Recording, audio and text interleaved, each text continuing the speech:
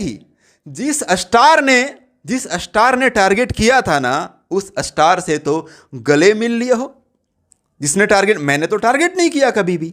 मैं तो उस स्टार के वीडियो को अपलोड किया था, लेकिन वहां पे फट गई थी क्या?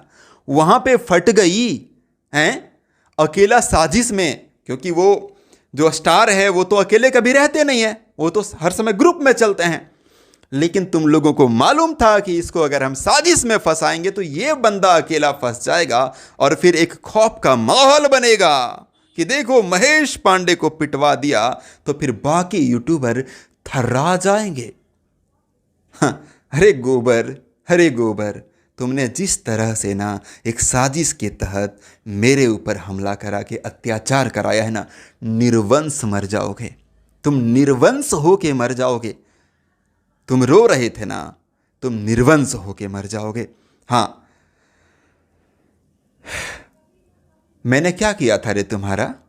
क्या कर दिया था तुम्हारा, बताना।